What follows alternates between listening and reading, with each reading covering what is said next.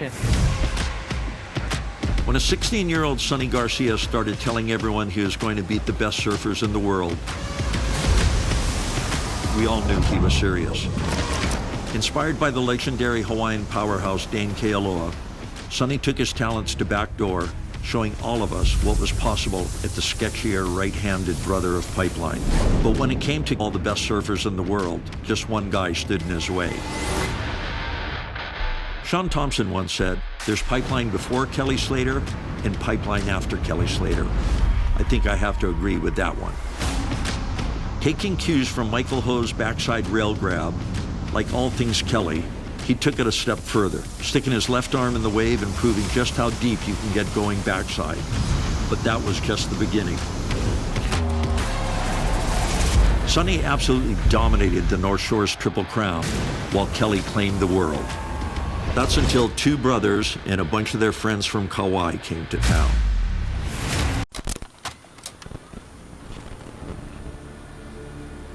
There's no legend of Andy Irons without Bruce. No Bruce without Andy. They were the start of a new generation. They were young and seemingly fearless, taking what Kelly started and pushing it even further with Hawaiian power, finesse, and superhero-like confidence. We all know about their Pipe Masters wins, about Andy's world titles, about the storybook rivalry with Kelly. But I'm not sure either brother would have achieved their greatness without the other. And as surf fans, we're all just fortunate to have witnessed what I think is still one of the greatest, most progressive eras in surfing history. Bruce Irons pulls in maybe a little bit.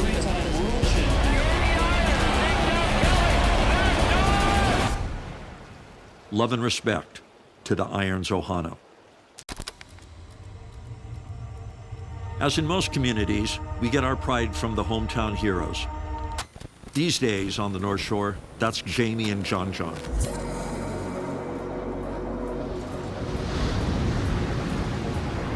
I've always thought Jamie's approach to Pipeline was like his approach to life. Pedal to the metal. But from all that energy came a lot of creativity. And then came John John, the kid, the prodigy, the champ. 17 world champion. If there's one thing the mentor and the mentee have in common, it's that Pipeline has literally been their backyard playground. No matter how much time you put in out there, these two will always have an advantage. For them, Pipeline is home.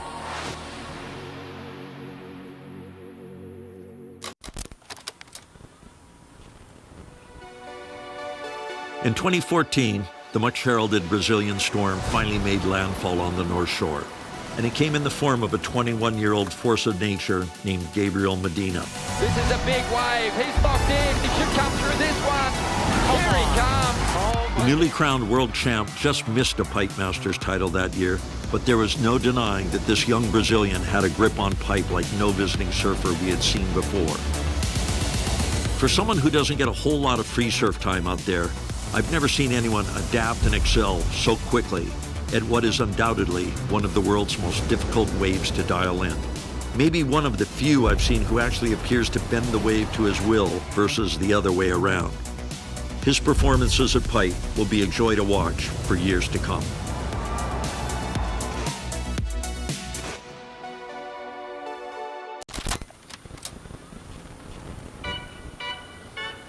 There have been so many major milestones in women's surfing in recent years, but in my opinion, this one might be the biggest. The first year, the Women's Tour will officially compete at Pipeline.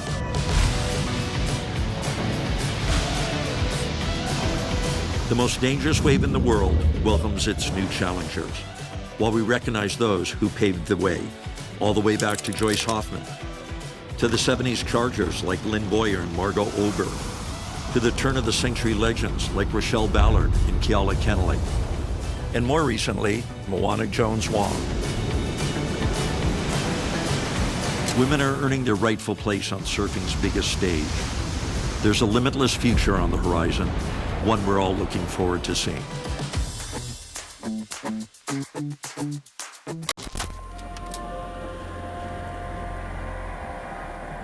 No matter the year, the generation, the surfer, one thing has always remained the same: the wave.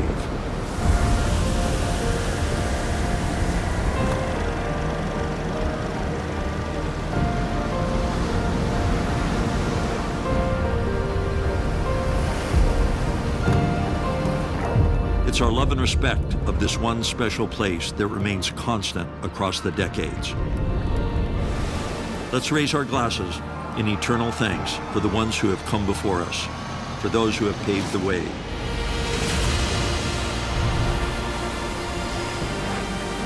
Here's to sacrifice, to paradise, to heaven, to hell, and everything in between. Here's to Pipeline.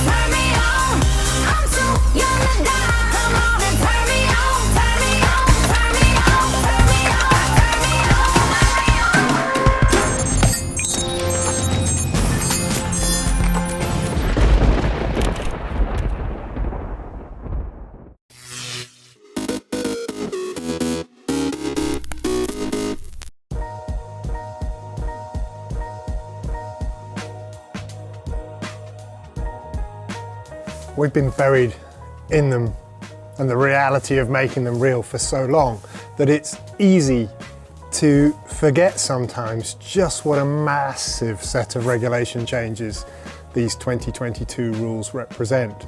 I've been working in the sport for over 30 years and they dwarf anything else I've ever seen. I suspect if I were to dig out Wikipedia and go through every season of the sport that there's ever been, there would be nothing to match the scale of the change that comes with 2022.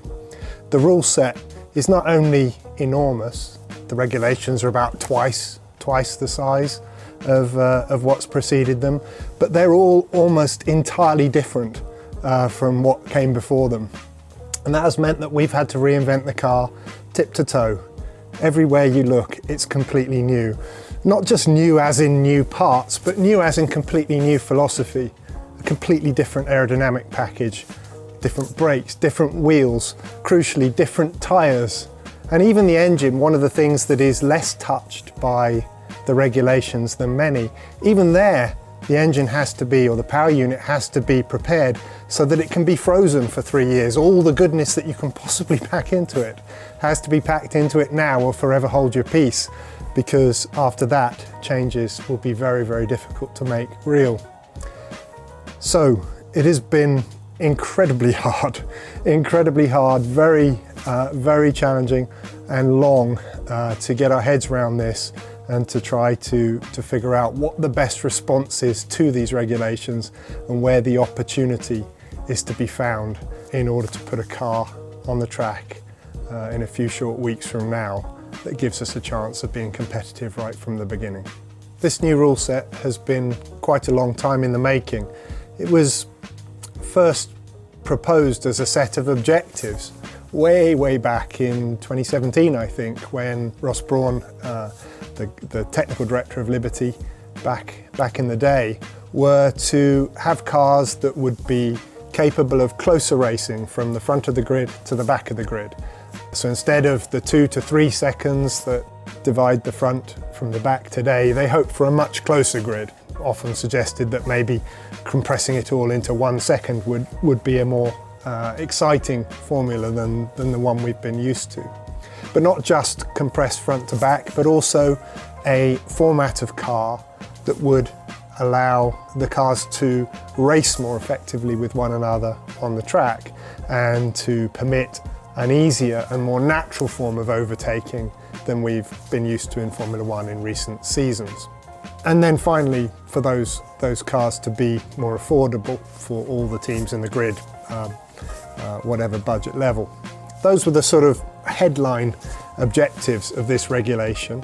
And I guess those are the reasons why this big change. They wanted to simplify aspects of the sport from a technical perspective so that teams of a wider range of budget levels could have a sort of equal opportunity at those regulations. And the reason that the entire regulation set on the aerodynamic side has been so substantially revamped was to try to create an aerodynamic configuration that would slip through the air in a less messy fashion, allowing a car that follows another car to be less disturbed by having that car in front of it. And that's not an easy nut to crack, certainly not easy to tweak the existing regulation set to try to deliver that. And so there was a decision taken by Liberty and by the FIA that they would have a wholesale reworking of the regulations to try to create that configuration. That's sort of why we're here. That's why this regulation is so big and so different to everything that preceded it. Whether or not those objectives will be realised in this new formula, well, that's a very different question, and time will tell. Time will tell. They are very ticklish problems and not at all easy to solve via technical regulation. It's an interesting experience being a team member at a time of great change like this for the sport, because as well as being members of a team, we're fans of the sport. All of us love Formula One. We wouldn't have got into it if we didn't. And so these high-level objectives are ones that of course we share. We love the idea of close racing. We love the idea of cars being able to duke it out with one another, hammer and tongs every track in a way that has completely compelling viewing for all of us. As fans, all of us want that. But as team members and as teammates to each other, we just want one thing. We want a competitive car, a car that will be at the front of that gaggle of fighting cars. And yeah, if the racing's great behind us, brilliant, but we only want to be at the front of it. And that will be true for every team on the grid. So we approach a regulation set like this, not with a view of whether or not it will deliver on its objective. We just take the regulations as they're written and try to figure out how to make the car as fast as we possibly can. And when the regulations change in such large measure as these ones, well then we approach that with all the fun and relish that challenge deserves, because our job is to look for technical opportunity in regulations and then use our combined wit and skill and all the effort that we make collectively to try to find a configuration of car that will be better than anyone else's approach to it. And when everything is as new as this, then everywhere you look in that regulation set, twice as thick as the old one, there's opportunity. There's opportunity and of course there's jeopardy. And we try to pick our way through the potential minefield and picking up all the little boxes of treasure that may be set in amongst the landmines to end up with a car that we hope will see us pitching at the front of the grid. It's not unique to Mercedes to be excited about a regulation set, but it is something I can speak of with the personal experience of having been a part of this team, that we do love it when new regulations come along. We see it as an opportunity to show that we haven't just been lucky over the years. We haven't merely stumbled into a formula. It's often talked about as the turbo hybrid era, as if we sort of stumbled into some God-given right to have been dominant all these last seasons. We see every single regulation change as an opportunity to pit our wits against them and see whether we actually deserve still to be competitive, to see whether or not we can show afresh that that we've understood the physics behind the car, that we've tried to translate that into designs and concepts that we then realise in manufacturing and then deliver to the track in a way that allows us to be competitive once more. All of us give our working lives to this sport and quite a lot more besides, and the validation of knowing that you can pick up a set of regulations like this and work with them. When that's realised, it's a brilliant feeling, and it makes all the hard work, and there is a measure of sacrifice to it as well. It makes all of that entirely worthwhile. You get way more payback from feeling like you've done a good job than you do suffering from all the effort that went into providing that good job. So this team does have a culture that treats such opportunity with excitement and pleasure, and a chance to demonstrate to ourselves that we hopefully are not bad at doing racing cars. And putting my fans hat on and trying to anticipate what we can expect when the racing starts, well, that is a difficult thing to anticipate in terms of what the pecking order will be.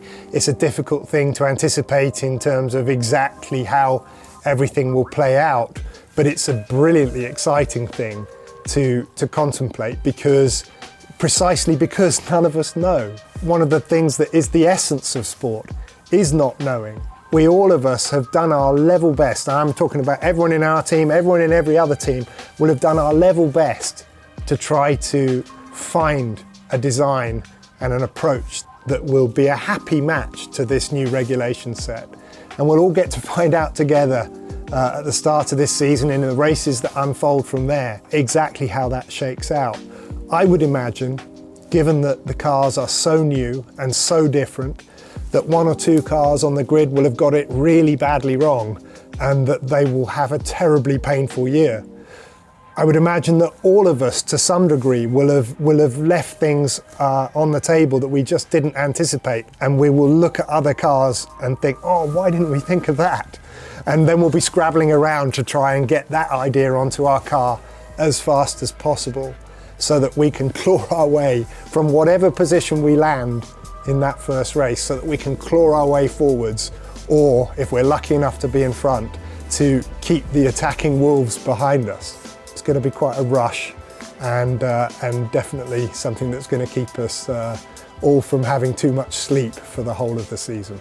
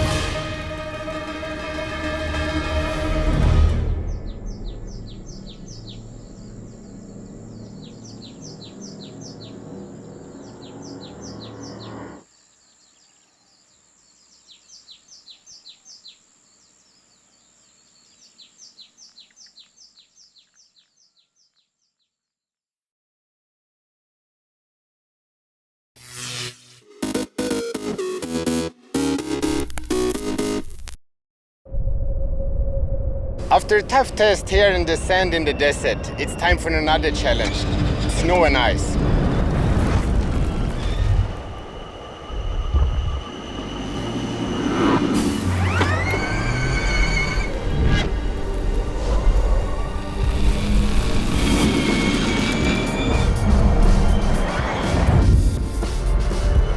We are here at the GP Ice Race at Selamsi. And together with me here is the king of drifting, Ken Block. Nothing compares to actually experiencing it.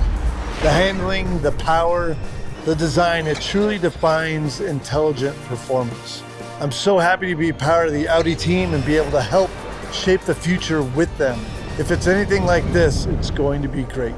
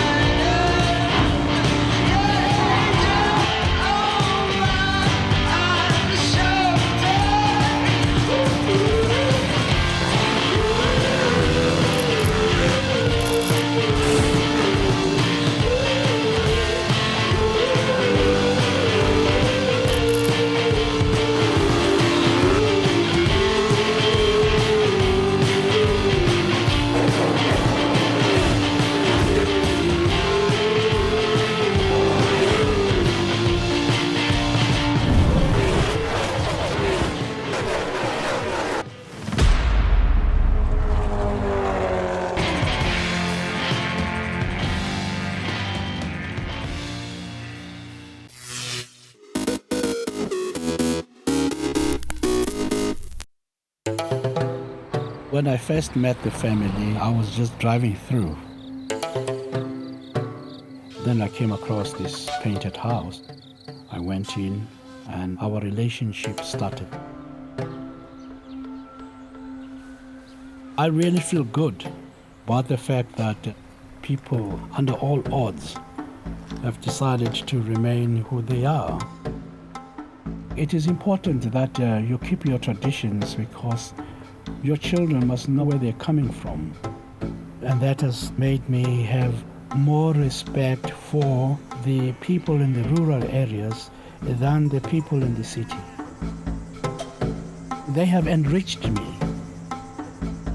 It is a privilege to have known the Demanda family, for I would not have had the insight that I have today.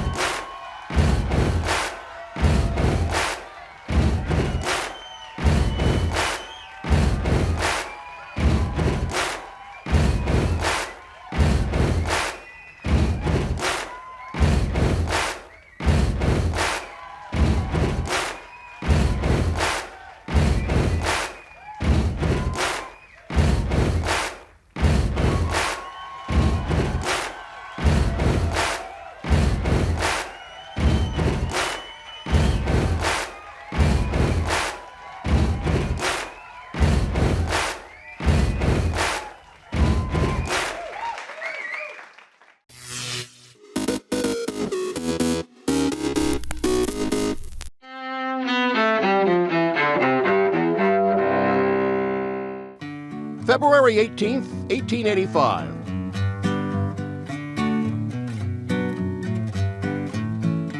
Mark Twain's The Adventures of Huckleberry Finn, one of the great American novels, is first published in the United States. 1861, months before the Civil War breaks out, Jefferson Davis is sworn in as President of the newly formed Confederate States of America. 1970, 5 of the Chicago 7 defendants are found guilty of conspiring to incite riots at the 1968 Democratic National Convention. The convictions are later overturned. 2001, veteran FBI agent Robert Hansen is arrested, accused of spying for Moscow for years. At first, Hansen pleads innocent, but then changes his plea to guilty, and he's sentenced to life in prison. Also that same year, we've lost Dale Earnhardt. In Florida, auto racing star Dale Earnhardt Sr. dies from injuries received in a crash at the Daytona 500. He was 49. And in 1954... You know, I work on my hair a long time, and you hit it. He hits my hair. Actor John Travolta, whose movie roles include Saturday Night Fever, Grease, and Pulp Fiction, is born in Englewood, New Jersey. Today in history, February 18th. John Belmont, The Associated Press.